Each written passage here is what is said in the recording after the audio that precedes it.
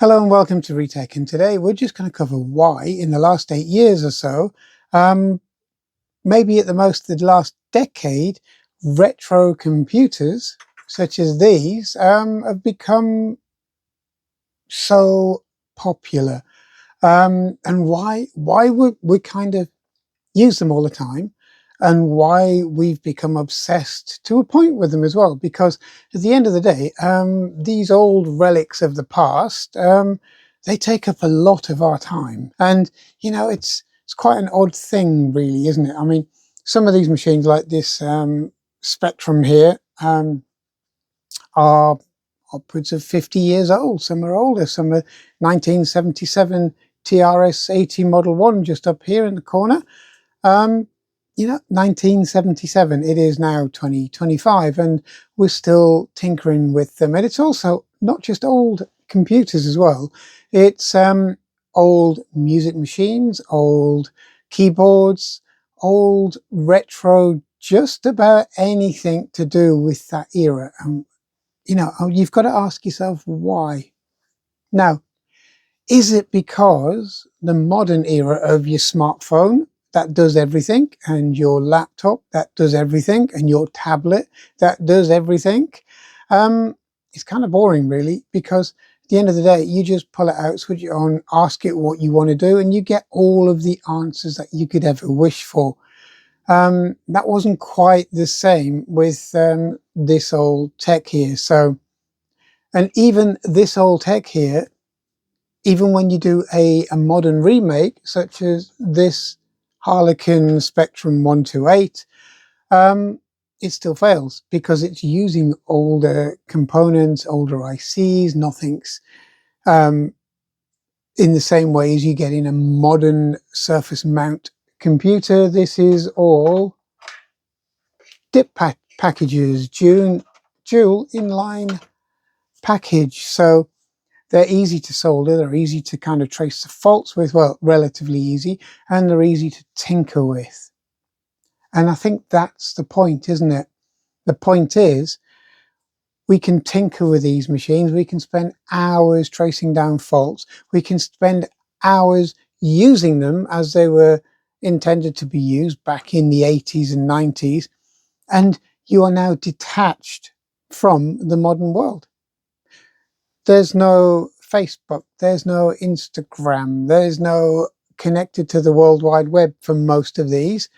That you have what you have. If you want to play a game, you'll quickly boot it up, when within seconds, in the case of a Commodore 64 or a ZX Spectrum, you're on the basically start screen. You're at the basic prompt, and then all you have to do is just load in a game, and there you are.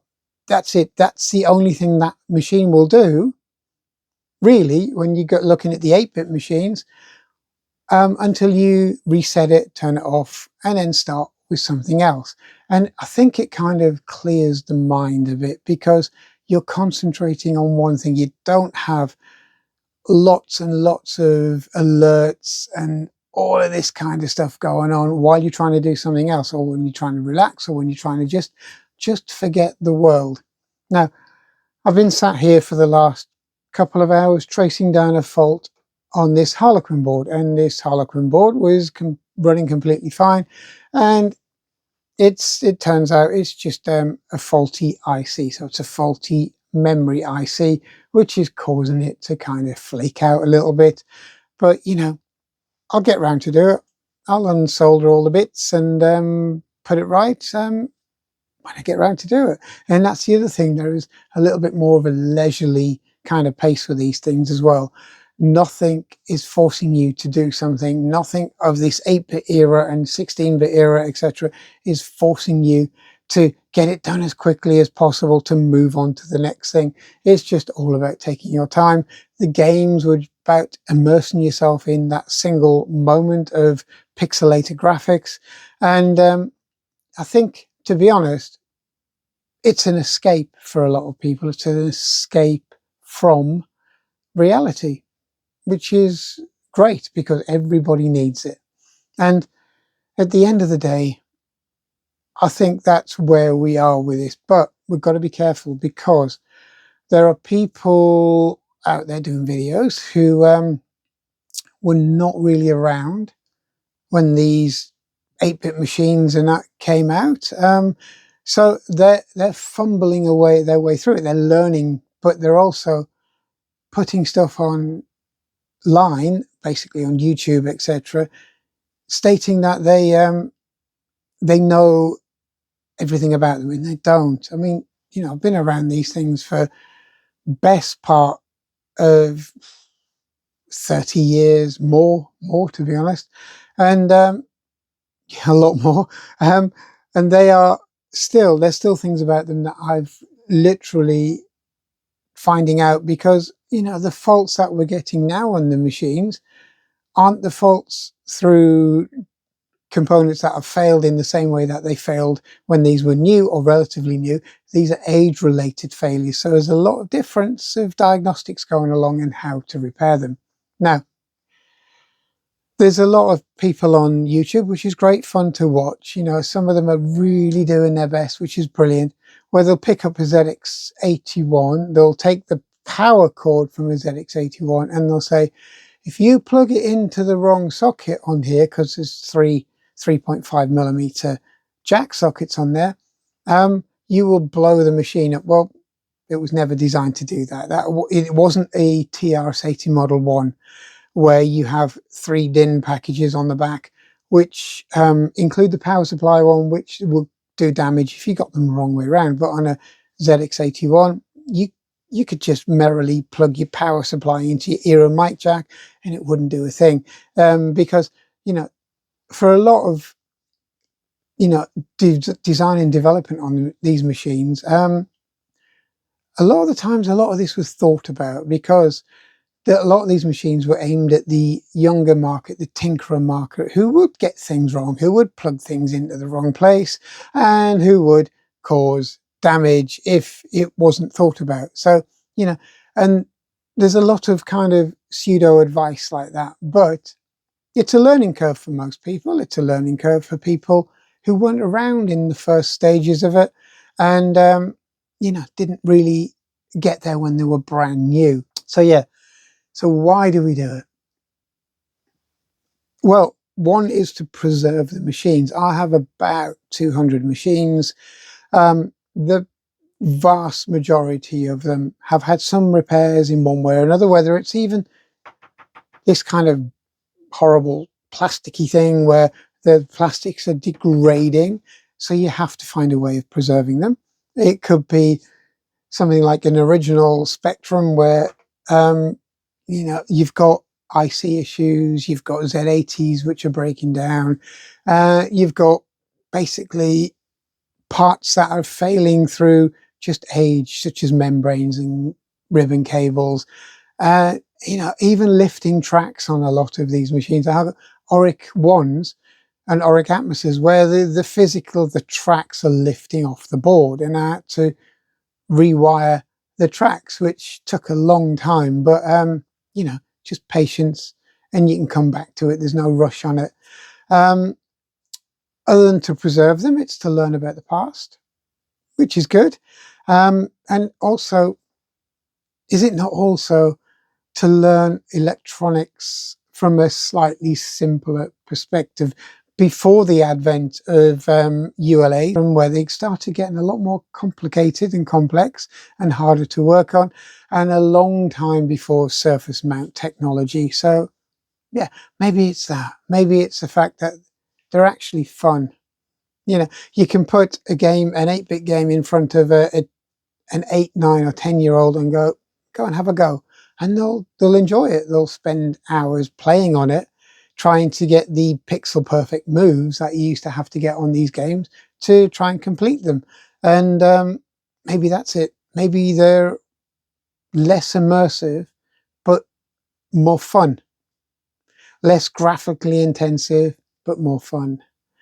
And it's great. I mean, I use these 16-bit machines for music, basically editing music, sequencing through old-fashioned MIDI with quite a few older MIDI keyboards, not USB, but proper MIDI, such as the old Yamaha keyboards and all the kind of stuff you don't see now. And also, it's really simple. You turn it on, you do a quick sample or a quick sequence, and you edit it, and you're done.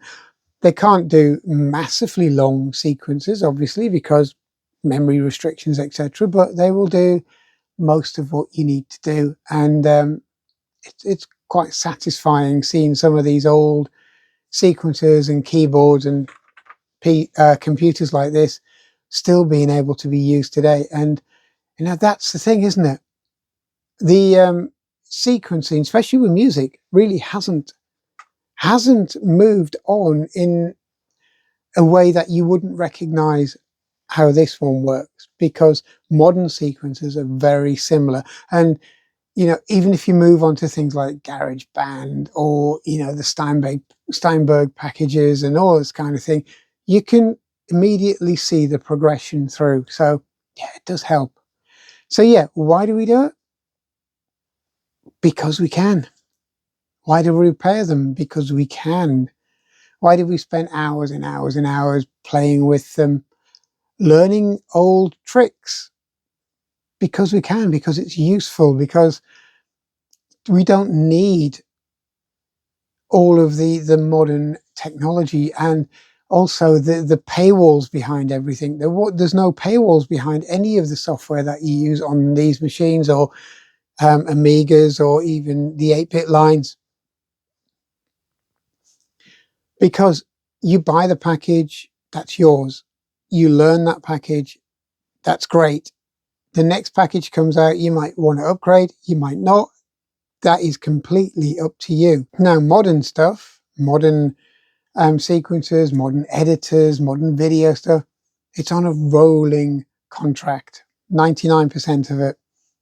And if I want to have a different instrument on this, well, it's MIDI. I've got hundreds of instruments that I can pick from on a single MIDI keyboard, MIDI synthesizer. That's it. I can link 2 or 3 together, get them all going, and have drums and synth sounds and classical stuff all running at the same time off of this little, basically, Atari ST. So yeah, something like this is still eminently useful. But I also do analog stuff as well, which is today is making a bit of a return.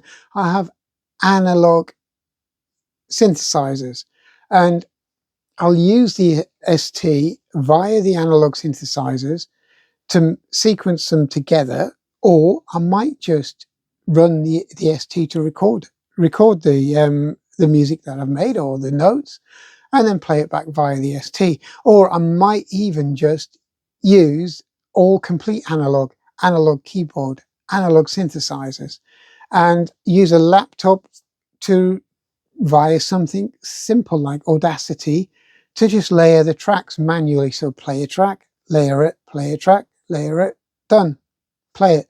And sometimes it can be a lot faster that way, using the old analog ways. And this is what I'm getting at, because it's probably more fun long term. It's more fun to learn about these things. And at the end of the day, it's history as well.